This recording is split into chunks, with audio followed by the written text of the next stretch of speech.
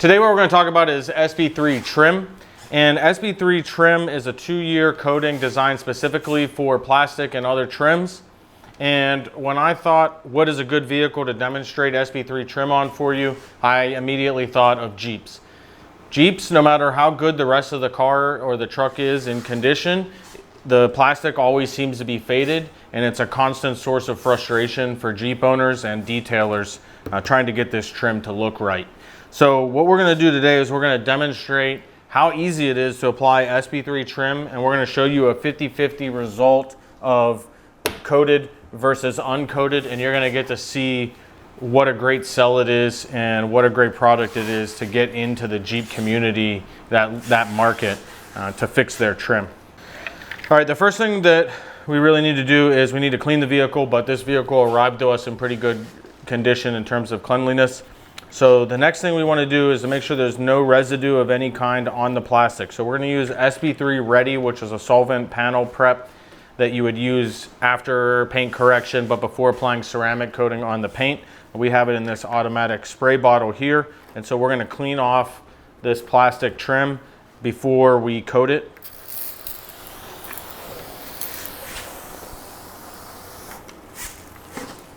So we have this kind of nice and wet, and then we're just going to wipe it off. You would have already wanted to clean this with a pH neutral soap, clean the whole vehicle, but this is going one step forward. We want to make sure there's no oils or waxes. And a lot of these trims, you need to consider that they extend below. You don't want to find out in the middle of coating that you're getting dirt all over your applicator pad.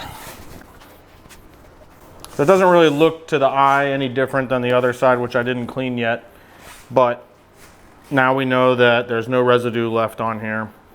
And what we're going to do is we're going to take our SB3 applicator that comes with all of the coatings, and we're going to apply it pretty generously the first time on the back of the applicator. And best case that we want to do is we want to put it in a cross-hatch pattern.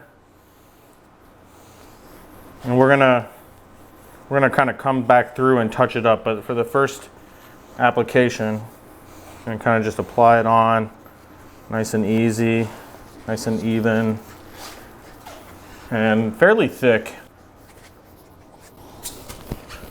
Remember what I said about it extending underneath. You don't want to coat only the top and then realize later on that you've got this line of coated versus uncoated.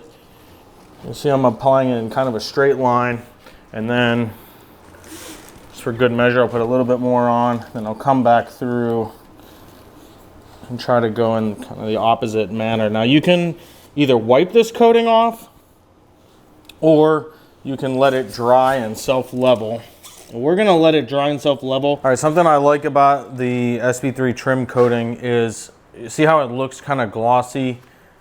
So you can get a kind of a good idea here, 50-50 shot.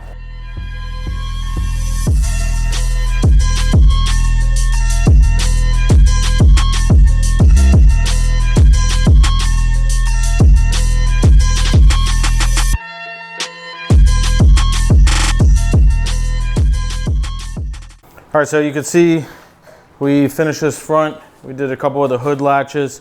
We did the bumper. It does have a little bit of damage that's, it can't be fixed by trim restore ceramic. That just can't be fixed. But overall, you see the shine difference from when we first started out.